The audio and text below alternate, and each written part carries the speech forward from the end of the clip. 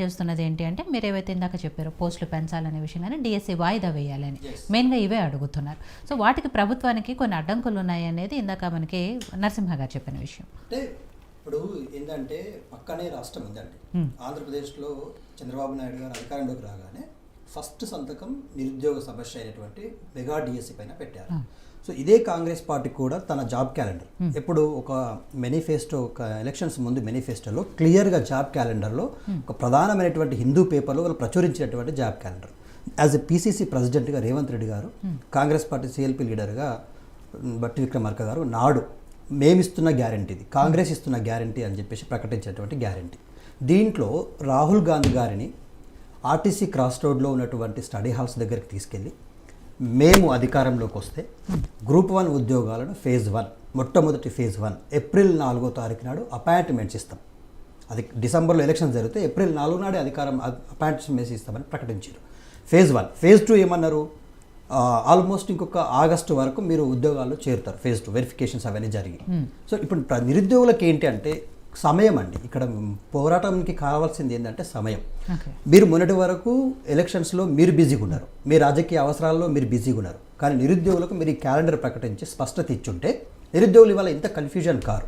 ఎందుకు DSC dates పెంచమని అడుగుతున్నారు, ఎందుకు వాయిదా ఇవ్వమని అడుగుతున్నారంటే మీరు ఎలక్షన్స్లో ఉండి ఈ ఉద్యోగాల భర్తీ విషయంలో క్లారిటీ ఇవ్వలేదు, డిఎస్సి అప్లికేషన్స్ డేట్స్ పెంచలేదు, టెట్ ఎగ్జామ్స్ పెట్టారు, టెట్ ఎగ్జామ్స్ రిజల్ట్ ఇవ్వలేదు, ఎవరు క్వాలిఫై అయ్యారు ఎవరు క్వాలిఫై కాలేదో వాళ్ళ మధ్య సన్నిహితం లేదు. క్వాలిఫై అయిన వాళ్ళు స్కూల్ అసిస్టెంట్ లాంటి వాటికి, ఎడ్జిటి లాంటి ఉద్యోగాలకు అప్లై చేసుకుంటారు. సో ఇక్కడ ఏమైపోయింది, కొంత క్వాలిఫై అయినటువంటి విద్యార్థులకు ఇప్పుడు ఇవాళ ఈ డిఎస్సిలో డేట్స్ ప్రకటించడం వల్ల అవకాశాలు కోల్పోయే అవకాశం ఉంది.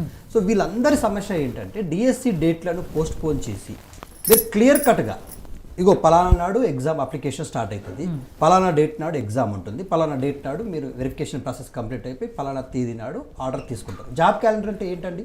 ఎన్ని ఉద్యోగాలు ఖాళీగా ఉన్నాయి, ఎన్ని ఉద్యోగాలకు నోటిఫికేషన్ ఏ డేట్ నాడు వస్తుంది, మీరు పరీక్ష ఏ రోజు రాస్తారు, అపాయింట్మెంట్ ఆర్డర్స్ ఏ రోజు తీసుకుంటారు. వీటి మీద క్లారిటీ ఉంటే ఆ నిరుద్యోగి కూడా అకార్డింగ్ టు ద స్కెడ్యూల్ ఈ విల్ ప్లాన్ ఇస్ ప్రిపరేషన్.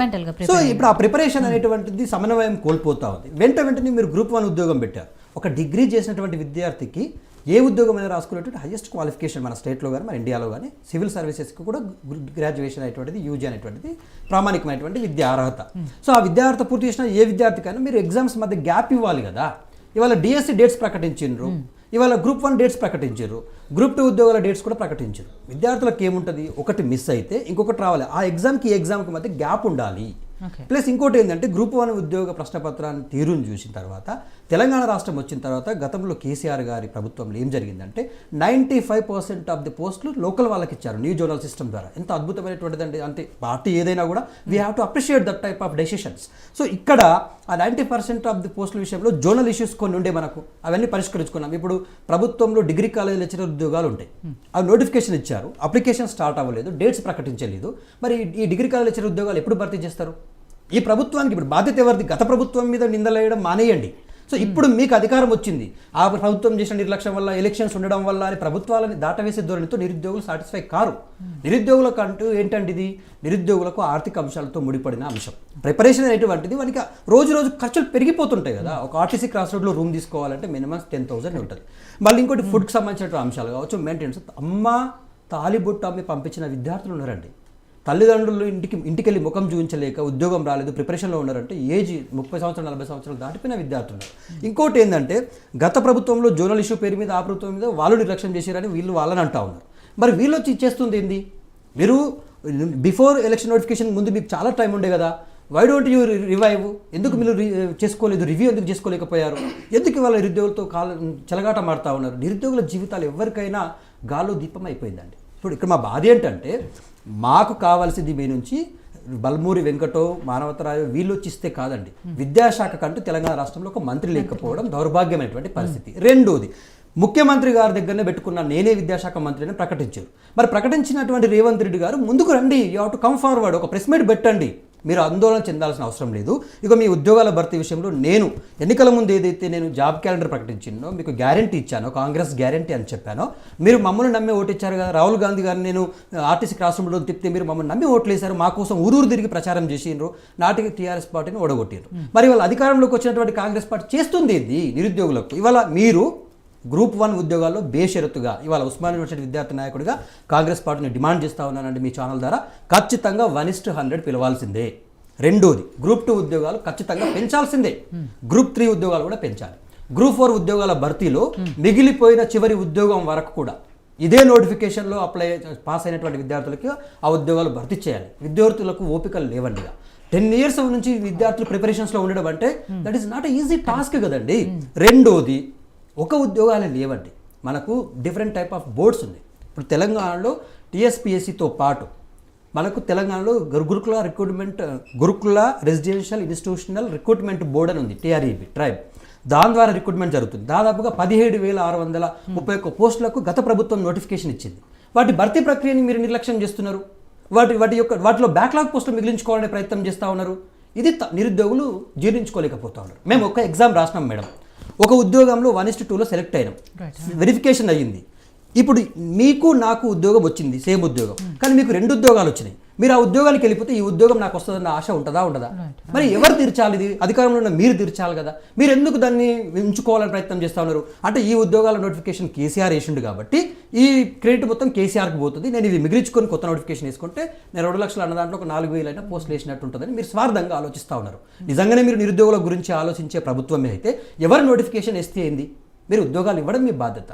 మీరు రిలింక్విష్మెంట్ పాటించాలా, డిసెండింగ్ ఆర్డర్లో ఉద్యోగాలు ఇవ్వాలా, పెద్ద ఉద్యోగానికి ఫస్ట్ ఉద్యోగం ఇచ్చేసి సెలెక్ట్ అయిన వాళ్ళకి ఇచ్చేసి చిన్న ఉద్యోగాల వాటికి చివరగా ఇస్తే నెక్స్ట్ మెరిట్ లిస్ట్లో సెకండ్ మెరిట్ లిస్ట్ పెడతాం మనం. గతంలో ప్రభుత్వం కేసీఆర్ గారు చేసింది అదే అండి. రూల్ 6A ప్రకారం ఉద్యోగాలలో పంచాయత్ సెక్రటరీకి 4వ లిస్టు 5వ లిస్టు కూడా రిలీజ్ చేశారు. ఫారెస్ట్ బీట్ ఆఫీసర్లో కూడా 324 ఉద్యోగాలు మిగిలిపోతే అదే నోటిఫికేషన్లో మార్క్స్ తెచ్చుకున్న విద్యార్థులకే పోస్టులు ఇచ్చేసిండ్రు. ఆయన ఏ ఉద్యోగాన్ని కూడా బ్యాక్లాగ్ ఆపలేదు. మేము అనేది ఏంటంటే గత ప్రభుత్వం కొంత లేట్ చేసినా కూడా ఒక క్రమ పద్ధతిలో చేసింది. మీరు ఆ క్రమ పద్ధతి పాటిస్తామన్నారు, మీరు ఉద్యోగ జాబ్ క్యాలెండర్ ఇస్తామన్నారు. ఎక్కడ పోయింది మీ చిత్తశుద్ధి అనేటువంటిది నిరుద్యోగుల సమస్య. ఇప్పుడు నిరుద్యోగులు ఓపిక పట్టరండి. వీళ్ళ ఆవేశము, వీళ్ళ గాంధీ ఆసుపత్రిలో చేస్తున్న మోతీలాల్ యొక్క నిరాహార దీక్ష తెలంగాణ రాష్ట్ర వ్యాప్తం కూడా సుడిగుండంలాగా వ్యాపించి ఉంది. అది రేవంత్ రెడ్డి గారి ఇంటి ముందుకెళ్తే ఈ may not come out side, ఆయన ఇంట్లో నుంచి అడుగు బయట పెట్టలేదు. ఎవరు నిరుద్యోగులు అండి? ఒక్క విషయం క్లారిటీ, ఇవి నిజంగా నిరుద్యోగులు స్వచ్ఛందంగా చేస్తున్న పోరాటమేనా, లేకపోతే ఇందాక నరసింహ గారు అన్నట్టు బీజేపీ బీఆర్ఎస్ కలిసి కుట్రబన్నుతో నిరుద్యోగులను రెచ్చగొట్టే ప్రయత్నం జరుగుతుంది? ఒకటండి, నిరుద్యోగులు ఎప్పుడు కూడా తమ సమస్యను ఎవరెత్తుకుంటే వాళ్ళ దగ్గరికి వెళ్ళి పరిష్కరించమని అడుగుతారు. ప్రభుత్వం అధికారంలో ఉన్న ప్రభుత్వాన్ని దగ్గరికి దర్వాజా బంద్ అయింది. ప్రజావాణిలో ప్రతిరోజు కలుస్తున్న ముఖ్యమంత్రి నిరుద్యోగులకు కావచ్చు ప్రజలకు కావచ్చు కలవట్లేదు. ఎవరో ఒక మంత్రిని పెడుతున్నారు, లేదా చిన్నారెడ్డి గారిని పెట్టేసి నడిపిస్తూ ఉన్నారు. చిన్నారెడ్డి గారి కాళ్ళు పట్టుకున్నారండి ప్రజావాణిలో. మీరు చూడండి visuals, I will show you. నిరుద్యోగులు వెళ్ళి చిన్నారెడ్డి గారి కాళ్ళు పట్టుకుని మాకు ముఖ్యమంత్రి గారిని కల్పించండి, మేము ముఖ్యమంత్రి గారికి మా మొర చెప్పుకుంటాము, మా బాధ చెప్పుకుంటాము అంటే ఎవరు కూడా రెస్పాండ్ అవుతలేరు. ఇవాళ నీవు ఏదైతే రేవంత్ రెడ్డి గారికి చెప్తా ఉన్నాడు, మేము శాంతియుతంగా చేస్తున్న ఈ ధర్నా ఇంకా వేరే రూపంలోకి మారకుండా ఉండాలంటే తక్షణం యాజ్ ఎ చీఫ్ మినిస్టర్గా మీరు రెస్పాండ్ అవ్వాలి. మీరు మీ నోటి నుంచి రావాలి నిరుద్యోగులకు భరోసా. ఏదైతే ఎన్నికల ముందు మా ఓట్ల కోసం నువ్వు ఆడినటువంటి నాటకమా, లేకపోతే నీకు చిత్తశుద్ధి ఉంటే నీ చిత్తశుద్ధిని నిరూపించుకునే సమయం ఆసనమైంది. You have to come outside. పెట్టండి, ఒక ప్రెస్ మీట్ పెట్టి మీరు ఆందోళన చెందాల్సిన అవసరం లేదు. మీ ఉద్యోగాల భర్తీలు గ్రూప్ 1లో 1:100 పిలుస్తా, గ్రూప్ 2 ఉద్యోగాలను 2,000 పైచలకు పెంచుతా, గ్రూప్ 3 ఉద్యోగాలను 3,000 పైచలకు పెంచుతా, గ్రూప్ 4 ఉద్యోగాలను చివరి ఉద్యోగం వరకు భర్తీ చేస్తా, గురుకుల ఉద్యోగాల రిక్రూట్మెంట్ బోర్డులో ఏ ఒక్క ఉద్యోగం కూడా బ్యాక్లాగ్గా ఉండకుండా భర్తీ చేస్తా. ప్లస్ పోలీస్ రిక్రూట్మెంట్ బోర్డు జరిగిందండి. కేసీఆర్ గారు దాదాపుగా 18,800 పోస్టులకు నోటిఫికేషన్ ఇచ్చారు. ఆ ప్రక్రియ కొనసాగుతుంది. దాంట్లో స్పీడప్ చేయమని అడుగుతున్నారు నిరుద్యోగులు. ఎన్ని రోజులు ఇంట్లో ఉంటారండి? జాబ్ వచ్చి నిరుద్యోగులు ఇంట్లో ఉండడం ఏంటి? గురుకుల ఉద్యోగాలు వచ్చి మన సీఎం గారి ఇంటి దగ్గర మోకాల మీద కూర్చొని నిరసన తెలుపుతున్నారు. ఎందుకు? ఎంత అండి, ఇప్పుడు జాబ్లో సెలెక్షన్ కావడానికి సంవత్సరాల కొద్ది వెయిట్ చేయాలా? జాబ్ వచ్చినాక 6 నెలల ఉద్యోగ సర్వీస్ కోల్పోతున్నాం కదా. మీరు ఎలక్షన్ల పేరు మీద మీరు జాబ్లోకి మమ్మల్ని ఇమీడియట్గా పోస్టింగ్ ఇవ్వకపోతే మేము సెలెక్షన్ ఏం లాభం? 6 నెలలుగా వెయిట్ చేయాలా ఉద్యోగం వచ్చి? ఇది ఇవాళ నిరుద్యోగుల సమస్య. సో వీటన్నిటికంటే తెలంగాణ రాష్ట్రంలో దాదాపుగా ప్రభుత్వ ఉద్యోగాలు, రెగ్యులర్ ఉద్యోగాలు 3,50,980 ఉద్యోగాలు చేస్తున్నవారు. కాంట్రాక్ట్ ఉద్యోగులు, అవుట్సోర్సింగ్ ఉద్యోగులు 3,46,681 మంది. వీళ్ళతో పాటు ప్రాసెస్లో ఉన్న ఉద్యోగాలు కేసీఆర్ గవర్నమెంట్లో 2,32,308 ఉద్యోగాలను నోటిఫై చేసి నోటిఫికేషన్ ఇచ్చారు. కేసీఆర్ గారు పూర్తి కాలంలో 2,32,000 ఉద్యోగాలు భర్తీ చేసింది. కొన్ని ప్రాసెస్లో ఉన్నాయి 16,000 ఉద్యోగాలు. వాటిని వీళ్ళు ఎల్బీ స్టేడియంలో పెట్టి చేస్తున్నారు. ఇప్పుడు మీరు ఇలిటరేట్ని ఎవరైతే చదువుకొని వాళ్ళని వీళ్ళని చెప్తే నమ్ముతారండి. నిరుద్యోగులకు నువ్వు ఆర్డర్లు ఇస్తుంటే నువ్వు పెట్టిన ఎగ్జామ్ కాదు కదా, నువ్వు ప్రకటించిన నోటిఫికేషన్ కాదు కదా. ఎవరు పెట్టింది అది? కేసీఆర్ గారు నోటిఫికేషన్ చేశారు, కేసీఆర్ పోస్టులు ఇచ్చారు, కేసీఆర్ గారు ఎగ్జామ్ పెట్టిరు, ఫలితాలు కేసీఆర్ ప్రకటించారు, నువ్వు వచ్చి ఆర్డర్లు ఇచ్చినావు. నువ్వు ఆర్డర్లు ఇస్తే ఏమంటారు వాళ్ళు? ఇప్పుడు ఈయన ఈ 30,000 ఉద్యోగాలు కూడా నేను ఇచ్చినాయా అంటా ఉన్నాడు. ఇది ఎక్కడ న్యాయమని నిరుద్యోగులు ప్రశ్నిస్తున్నారు. నువ్వు 2 లక్షల ఉద్యోగాలు భర్తీ చేయాలా, నువ్వేం చేస్తావో మాకు సంబంధం లేదు. నిరుద్యోగులకు నువ్వు మాటిచ్చినావు ఎన్నికలకు. ఇది మా సమస్య అండి. ఇది భావోద్వేగానికి సంబంధించింది, బతుకుకు సంబంధించింది, జీవనాధారానికి సంబంధించింది. దాంతో కుటుంబాలు ఆధారపడి ఉన్నాయి, తల్లిదండ్రులు ఎదురు చూస్తున్నారు, వాళ్ళ కళలు నెరవేరాల్సిన అవసరం ఉంది. ప్రభుత్వానికి చిత్తశుద్ధి ఉండాలి. రేవంత్ రెడ్డి గారు ఏదో దాటవేసేది. ఇవాళ ఎమ్మెల్యేల కొనుగోలు మీద ఉన్న చిత్తశుద్ధి నిరుద్యోగ సమస్య మీద లేకపోవడం బాధ కదండి మాకు. నువ్వు ఇవాళ జీవన్ రెడ్డి గారు అలిగిండ్రు అంటే ఉటావుడిని 4 మంత్రిని పంపిస్తున్నావు. ఇవాళ మోతీలాల్ నెహ్రూ ఆమర నిరాదీక్ష చేస్తుంటే ఒక్క మంత్రి రారా అండి? ఈ రాష్ట్రంలో ఉన్న సీతక్క గారు గిరిజన మంత్రి, ఒక గిరిజన బిడ్డ కదా, ఎందుకు సీతక్క స్పందించదు? ఇవాళ కోదండరామ్ అండి, కోదండరామ్ గారు ఎక్కడ దాక్కున్నారు? ఏ మూలలో పడుకున్నారండి? ఎందుకు రారు మీరు బయటకు? మీరు వచ్చి పరామర్శించాలి కదా, భరోసా ఇవ్వాలి కదా. ప్రభుత్వ వారధిగా నేను ఉంటా అన్నావు, నిరుద్యోగులకు ప్రభుత్వానికి నేను వారధిగా ఉంటానన్న కోదండరామ్ ఎక్కడ పడుకున్నాడని అడుగుతున్నాం, ఎక్కడ దాక్కున్నాడని అడుగుతున్నాం. ఇవాళ ఇదండి, ఇంతే నిర్లక్ష్యంగా వ్యవహరిస్తే ఈ కాంగ్రెస్ పార్టీకి కూడా నిరుద్యోగుల తీవ్రతలో నూకలు చెల్లుతాయి. నరసింహ గారు చాలా సుదీర్ఘంగా వాళ్ళ సమస్యలు, వాళ్ళ బాధలు కూడా చెప్పారు దత్తాత్రేయ గారు. అండ్ కాంగ్రెస్ పార్టీ ఇచ్చిన జాబ్ క్యాలెండర్ కదా ఇప్పటివరకు ఆయన చూపించింది ఏదైతే ఉందో అది కాంగ్రెస్ పార్టీ అధికారంలోకి వస్తే చేస్తాము అని చూపించిన జాబ్ క్యాలెండరే. అది ఇవ్వడానికి కాంగ్రెస్ పార్టీకి వచ్చిన నష్టం ఏంటి? అండ్ ఇప్పటివరకు మోతీలాల్ నాయక్ ఏదైతే నిరసన దీక్ష చేస్తున్నారో ఎందుకు ఆయన్ని పలకరించడానికి కూడా కాంగ్రెస్ ప్రభుత్వం తరపున ఒకళ్ళు వెళ్ళట్లేదు అని మళ్ళీ గుర్తు చేస్తా ఉన్నా మేడం. శ్రీనివాస్ గారన్నా ఎవరన్నా కూడా ఈ తెలంగాణ రాష్ట్రంలో 10 ఏళ్ల జీవితాలు సర్వనాశనం చేసిన బీఆర్ఎస్ పార్టీకి కానీ బీజేపీ పార్టీకి కానీ బీఆర్ఎస్ పార్టీ